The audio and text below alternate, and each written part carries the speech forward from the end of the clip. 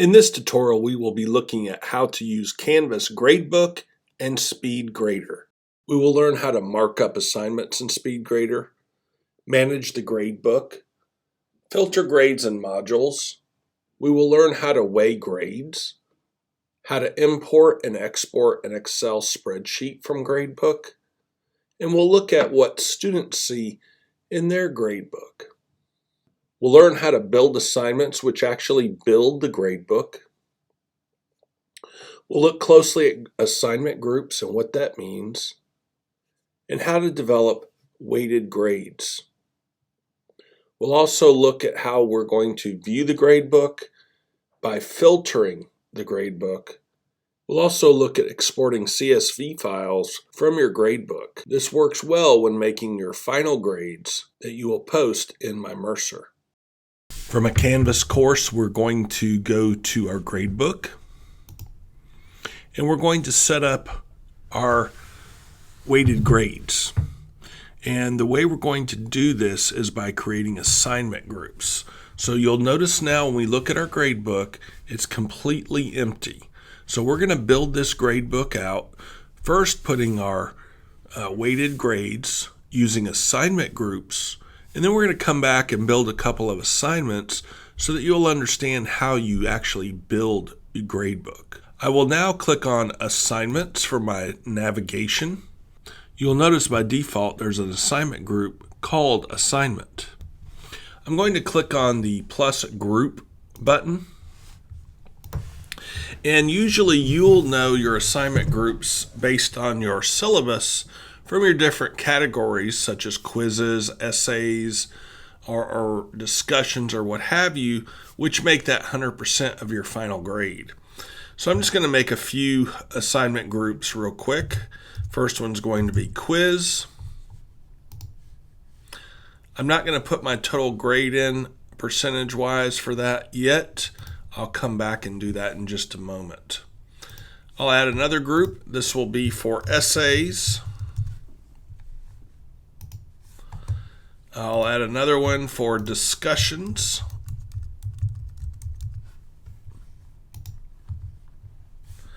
I will add one more for group assignments.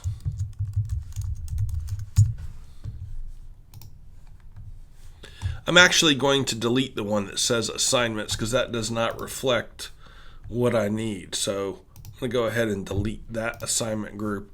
I will come back and add one more assignment group for extra credit.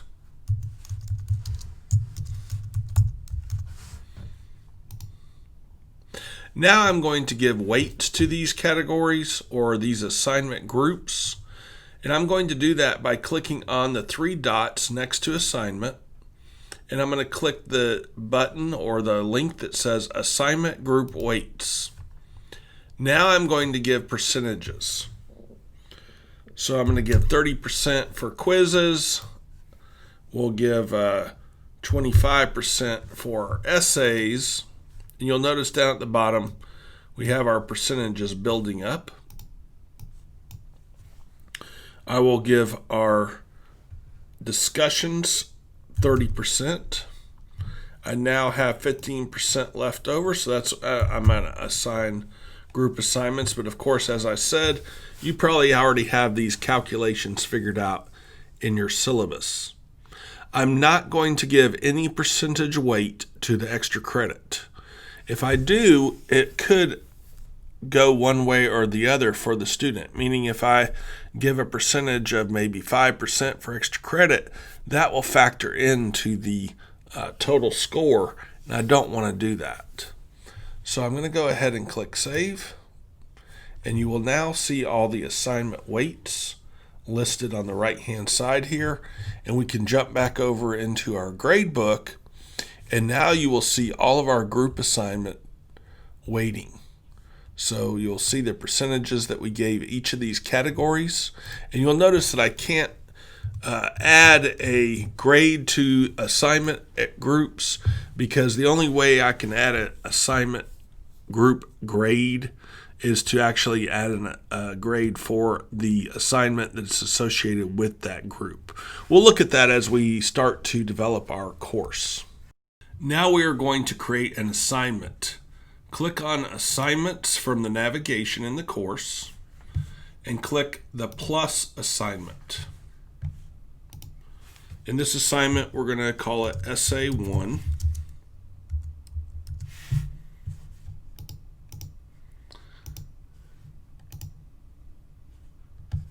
And we're going to provide points. We're going to provide 100 points for this. It is important that when creating assignments that are in an assignment group, that each of those assignments in that assignment group have equal points. Meaning that if I give this assignment 100 points and I give another assignment that's in that same group category 50 points, they will weigh against each other in a different way.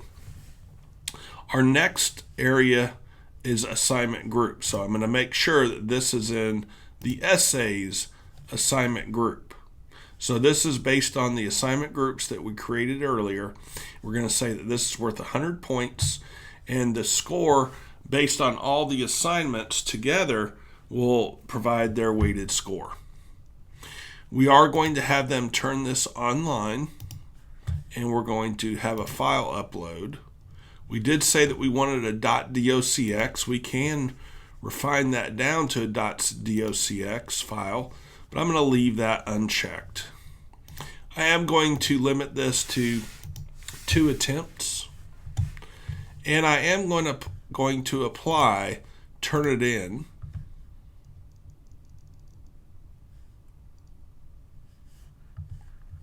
And I'm just going to assign this to everyone. If I want to assign this to an individual past the due date, I will not replace everyone, but I actually will add that person. But I'm going to go ahead and give a due date. And you can assign grades based on their due dates. And if someone turns something in late, it will reduce that by a certain percentage. We'll look at that a little bit later, how to set that up. Now, when we return back to our gradebook, we will see that we now have an assignment. So I'm going to go in here and I'm going to give this an assignment a grade. Later we'll be looking at Speedgrader, but I just want to show you how to go ahead and enter a grade manually, and also that will reflect in their total score. So you will now see that the essay category or assignment group has 95 and their final grade is 95 based on this one grade. Now, if, for example, a student did not turn in a quiz and received a 0 in this area, this grade will be reflective of those 2 grades together. Currently, we only have 1 grade. Sometimes people have asked, how do I remove a column from the gradebook? The only real way to delete an assignment from the gradebook is to actually delete the assignment. So from the list of my assignments, I will need to find the assignment and delete the assignment. This is the only way that I can remove an assignment from the gradebook. The gradebook offers several ways to find grades and view grades. For example, if we click on the gradebook link, we can switch from the gradebook view to individual view. The individual view will allow us to select a particular student and to view that student in the class. When we select a student, we will now be able to view their grades and their gradebook. This is a good way to review the grades with a student when you don't want them to see the entire gradebook, but you want to be able to look at their particular scores. Once you click on the name, you will be able to see all their scores and assignments that are missing. When we go back to the grades, we can go back to the gradebook view, And then we can also look at the grade book history. When we look at gradebook history, we can see who has accessed the gradebook and looked at their grades. We'll also see the assignments and so forth. So this is a good way to see if students are looking at their grades, when something was graded, and by who. Now we're going to look at the view drop-down options. We can arrange our list in several various ways. For example, if we want to look at our modules, we can change our view in which will show the modules that we want to see, or if we want to have the due dates arrange in that manner, then we can choose that view option. We can also filter.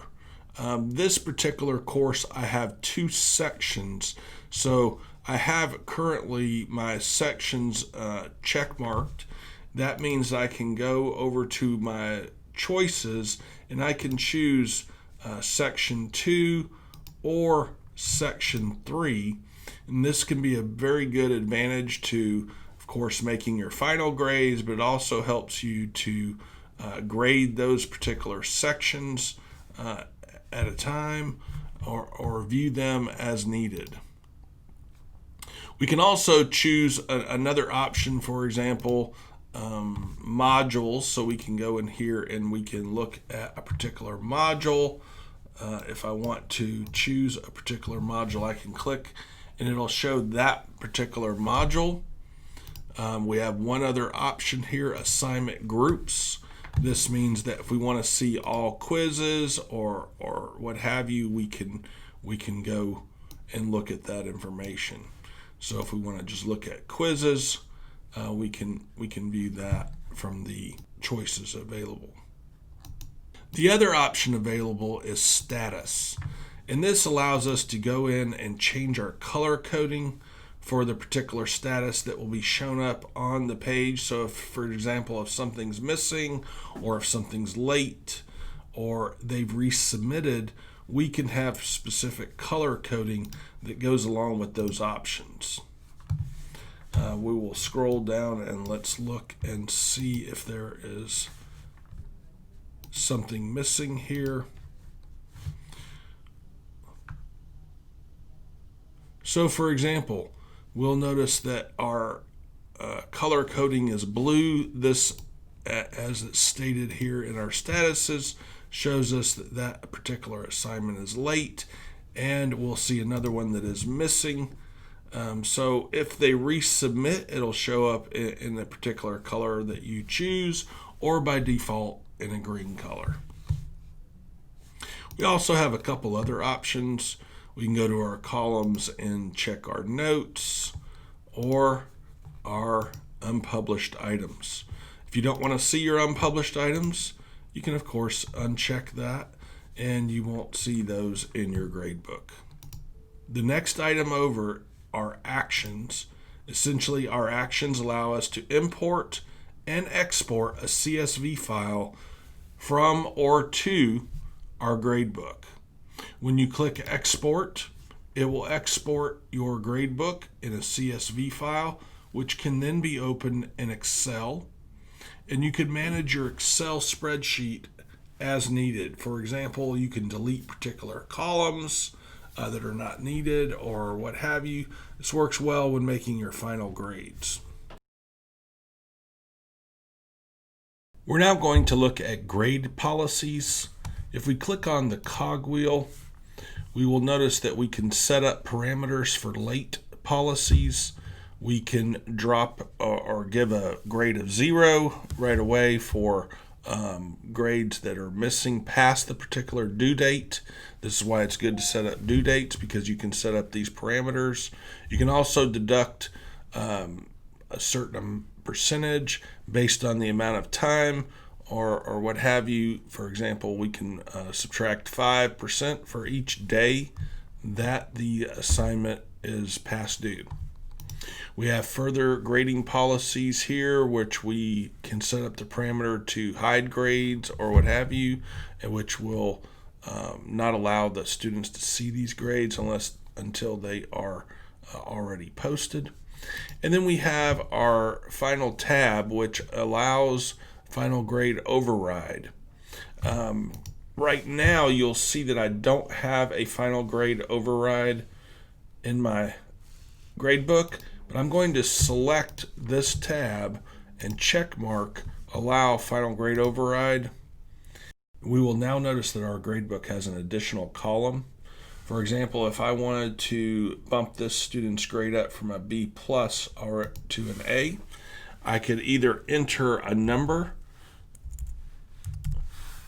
which will convert it into a letter, or I can just simply put the letter grade automatically. The way that we get these letter grades to show up in our total column is to go to our course settings. We're going to go to the link in our course for settings, and we will make sure that we enable course grade scheme. We can use the default grading scheme, or we can simply click the pencil, which will allow us to go in and change the parameters. As we see here, we can change those parameters for our grading scheme. We will now be looking at SpeedGrader and how to mark up and grade student submissions within SpeedGrader. First, we're going to go to our gradebook, and we're going to click on a student submission and then click the arrow next to the possible score. You will have a right-hand dialog box which allows you to choose SpeedGrader. If we want to go back to our gradebook, we simply click the icon for the gradebook, taking us back into the gradebook. Another way to get to SpeedGrader is to click on the assignment link from the gradebook, and on the right-hand side, you will see a link for SpeedGrader. Once you're inside SpeedGrader, you can select through the student submissions and then make the appropriate markup as needed. We're now going to look at some of the tools within SpeedGrader. Our first tool is the point annotation icon, which allows us to choose different colors if we want. We're now able to add a comment, and we can easily delete this if we do not want it to be available. We can either just delete the content or the comment and go back in and add another comment if we wish, or we can just delete the whole comment and annotation altogether by clicking the trash can icon. Our next item over for our tool set is the highlight tool, which allows us to come in and highlight an area, and then we're also able to give comments as needed on this highlighted area. I'm just adding some comments just to show you how it works. We now have our next tool, which is the text tool. Essentially, this just allows us to click anywhere on the document and begin to type some text. Our next tool over is our strike through tool, which allows us to go over some text and add a strikeout. We can add comments to these items as well. And our next tool, which is a very good tool, is the line tool. This allows us to change our colors, come over and highlight an area, and then we can still add comments to these areas that we either draw a circle on or a line across, or you can strike something out, whatever you need to do. This is just like using your pen with a document that you've downloaded. Our next tool over is the selection tool, which allows us to select over a certain area, and then we can add comments to those bigger blocks of text. On the right hand side over here in our SpeedGrader, we can add points to the SpeedGrader by entering the score. And then we can add overall comments. You can also download the submission and then upload the so for example, if we click the download, this will download the student's submission, and then we can re-upload it by clicking on the attachment file and attach that file back into our assignment. Currently, this item is hidden from the students because I'm selected to hide the grades. And once I've made all my grades for this particular assignment, I can click on the icon to post the grades as needed. Canvas SpeedGrader is a great tool for adding comments, markup, and grading your students' submissions. Canvas Gradebook allows you to keep track of your student grades and allows your students to also know where they stand in your course. Thank you and good luck using Canvas for your course.